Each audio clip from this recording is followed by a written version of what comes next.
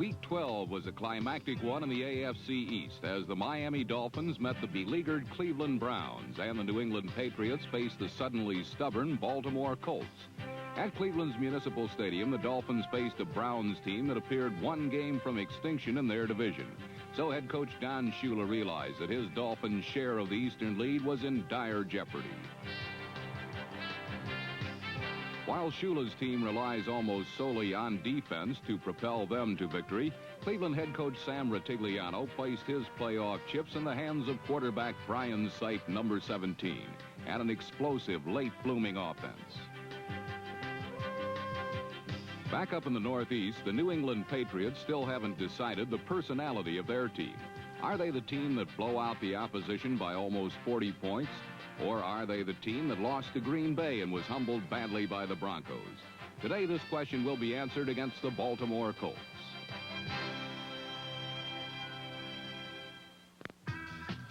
Patriot quarterback Steve Grogan is a true enigma.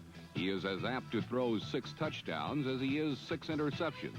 When he blows hot, New England wins. But if he comes out cold, this extraordinary team can appear quite ordinary. Against the Baltimore Colts, Grogan was boiling, and the Pats scored on their first possession of the game.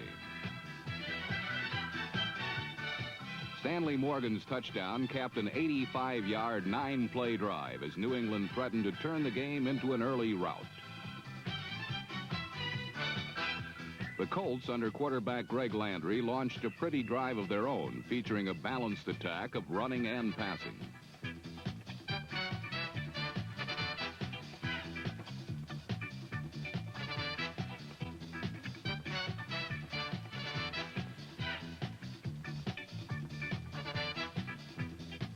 Number 40 cornerback Mike Haynes sought to intimidate off-injured Colt receiver Roger Carr, number 81, an old nemesis from the days when the Colts were a good football team. Then the Colts were a versatile team, 40 men deep. Now their versatility wears uniform number 20 and is named Joe Washington.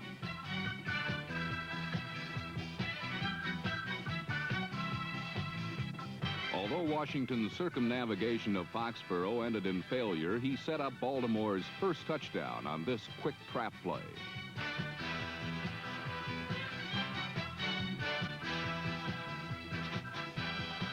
With the Colts leading 7-6, the Patriots changed gears and went to the run.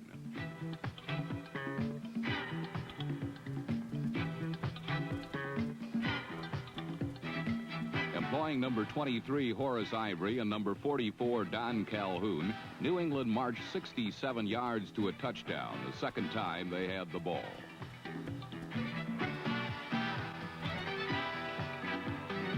On this Sunday, Steve Grogan, number 14, traded in his fool's cap and bells for a football helmet as he generaled an offense that scored every time they had the ball in the first half.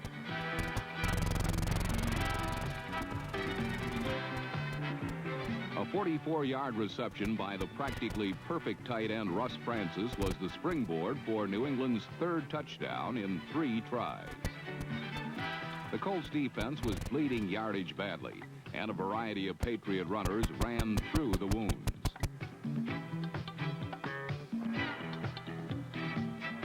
A 23-yard run by Horace Ivory set up a Grogan to Harold Jackson connection in the end zone.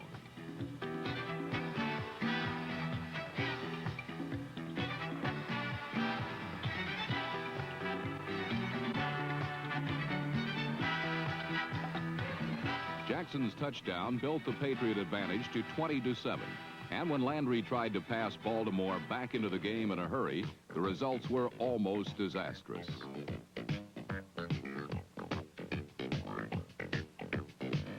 Safety Tim Fox, number 48, barely missed an interception, but it mattered little as one play later, Rick Sanford, the Patriots' number 1 draft choice, smothered a Bucky Dilts punt and returned it for yet another 6 points.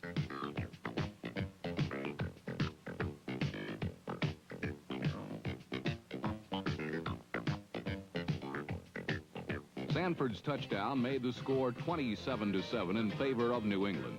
And it seemed at this point in the game, the Colts' only recourse was to sneak off the stage and head for the exit door.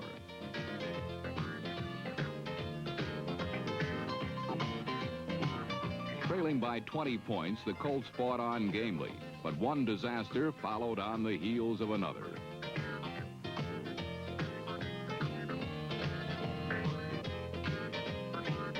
When rookie Nesby Glasgow fumbled, the Patriots recovered and set themselves up nicely at the Colts' 38-yard line.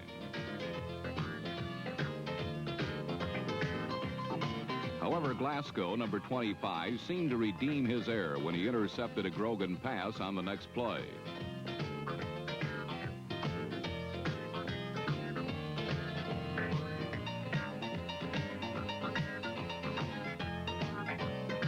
Unfortunately, the Colts were penalized and the ball reverted back to New England, and a voracious offense that sought more points quickly. Steve Grogan may be questionable in many areas, but one of them is not strength in the pocket.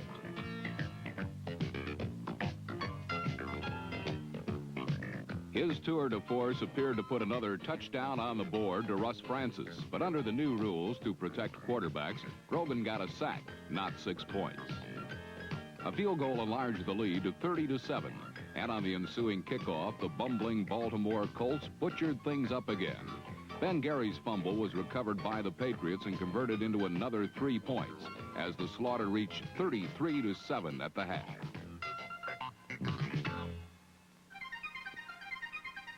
The plight of Colts special teams reached rock bottom in the third quarter when Stanley the Steamer Morgan fielded a punt and set off on an odyssey that covered just about every inch of Foxborough Stadium.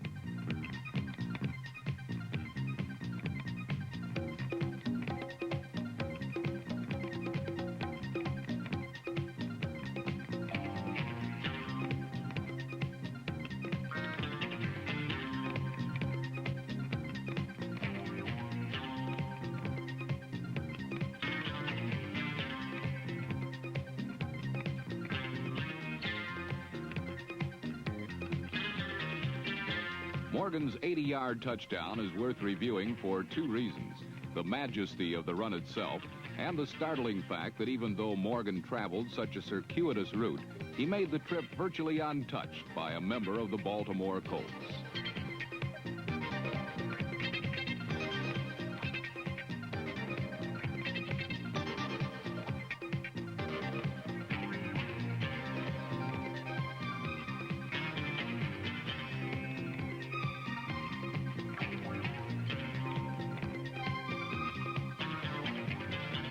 The Steamers' spectacular, coupled with another field goal, boosted the Patriots to a huge 36-point pad at 43-7. To inject some dramatics into this one-sided affair, who would you turn to? None other than Nesby Glasgow, who turned a rare New England punt into a face-saving touchdown by the forlorn Colts.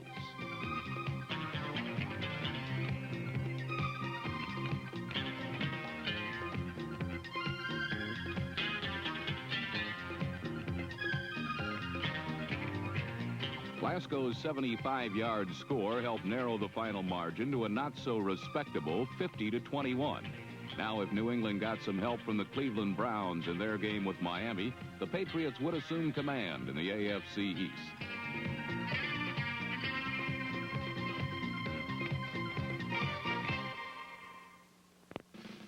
In Cleveland, the Dolphins and Browns met in a must-win matchup between two teams with identical 7-4 records. Defense was the password here.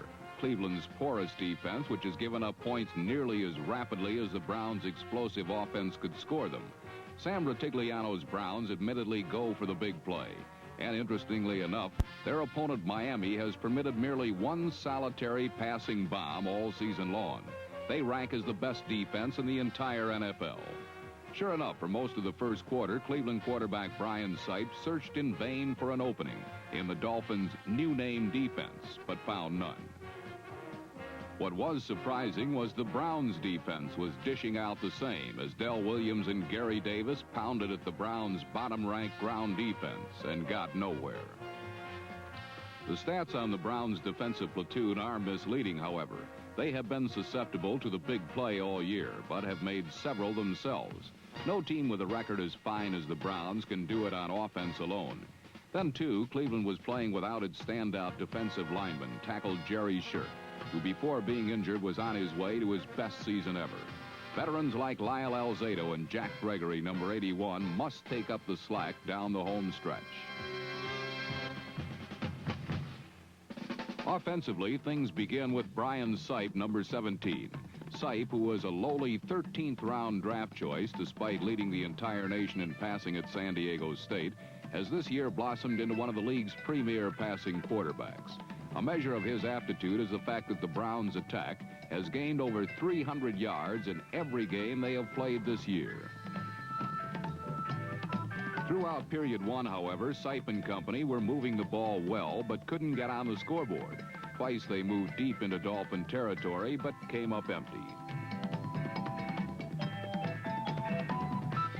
Another new feature of Cleveland's attack is the maturation of Mike Pruitt, number 43, at fullback. With Greg Pruitt out for the season, the massive man from Purdue is now the second leading runner, behind only Earl Campbell in the AFC.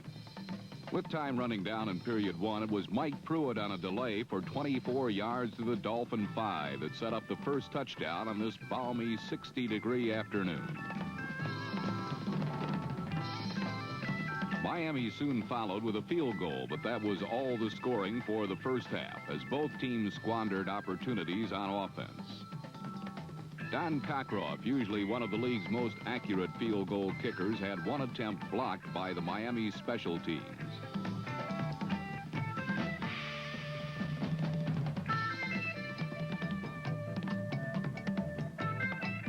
To further complicate things for the Browns defense, Jerry Shirk's replacement, Rich Dimler, a rookie tackle from USC, went out of the game with a knee injury. The Browns' dubious defense was further depleted, and Greasy and the Dolphins caught fire.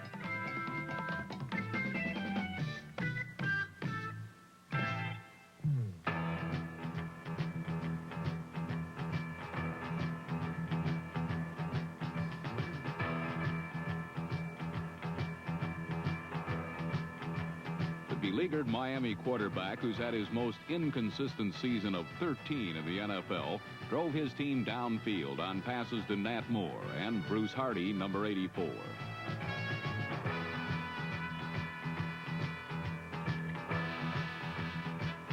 Delvin Williams, number 24, who was held to merely 4 yards on the ground in the first half, couldn't turn the corner against the brown shirts.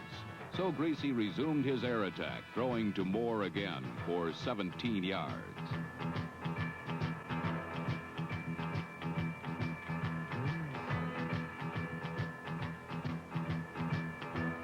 With the ball on the 9, Williams ran straight up the gut of the Browns' defense into the end zone for Miami's first touchdown of the day. The Dolphins took the lead, 10-7. With All-Pro Jim Langer out indefinitely, the center position is manned by number 63, rookie Mark Denard, who helped open up the soft middle for Williams' score. With Shirk out, most likely for the rest of the year, Cleveland must shore up the middle of its defense if it is to make the playoffs.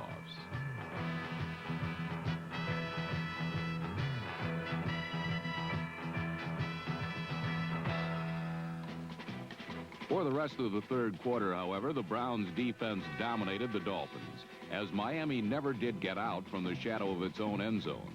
Jack Gregory, number 81, recorded Cleveland's only sack of the day. Late in the third period, with the score still 10-7, Brian Sipe exploded the bomb in the face of the Dolphins' number 1 rated defense. Reggie Rucker was hauled down at the Miami 7 for a 54-yard play, the second longest against Miami this year. Rucker was shaken up on the play, but he would return and do further damage to Dolphin playoff hopes. After a penalty set Cleveland back to the 14, Sipe was blitzed by number 25, strong safety Tim Foley, but somehow got the ball to the end zone where Ozzie Newsome made a great catch.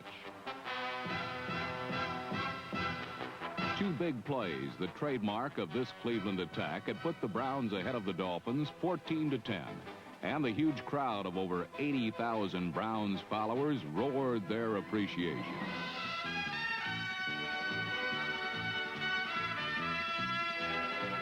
At the top of the fourth period, Cleveland added 3 points on Don Cockroft's 43-yard field goal.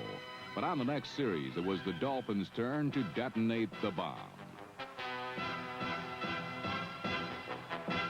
Duriel Harris hauled in a 51-yarder, but it was not from Bob Greasy. Don Shula had replaced his 3-time Super Bowl quarterback with Don Strock. And the lanky 6'5" quarterback, who has sat behind Greasy for 6 years, unleashed a beauty into Harris's outstretched arms down the left sideline.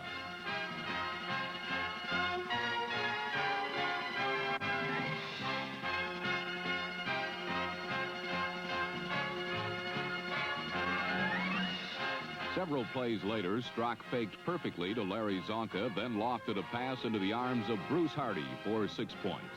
Hardy, an exceptional athlete who was on the cover of Sports Illustrated at the age of 17, has been a big find at tight end for Miami. With the score now tied at 17, the Cleveland defense regrouped. Veterans Clarence Scott, number 22, and Lyle Alzado, number 77, are part of the glue that holds this unit together. But they were back on the field all too soon. And on their next offensive series, Miami's Strock, unhampered by any rush, hit Harris over the middle for 22. Then Strock turned to his missing ground game, and for the first time today, it clicked. Del Williams followed good blocks by his pulling guards for a 24-yard advance to the Cleveland 5. The Dolphins had the Browns' defense reeling.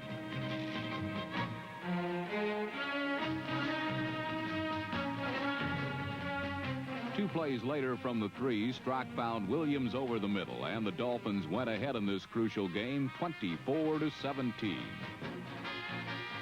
As Williams left the field amidst the congratulations of his teammates, the huge Cleveland crowd sat silent. With only a few minutes left to go in this game that both teams had to win, this was the time for their heroes to shine. To do it, they would have to penetrate the leading defense in the entire NFL. Sight barely missed Ozzie Newsome. Now, with just a minute 26 left on the clock and the pressure squarely on the shoulders of Brian Sight, the little quarterback scrambled out of his protective pocket, then let fly to Ozzie Newsome over the middle. The incredible Browns had done it again, tying the game in the final minutes. Another look at the tying touchdown reveals Larry Gordon, number 50, at the top of the screen, was way offside. But Sight just got his pass off to the speedy Wizard of Oz.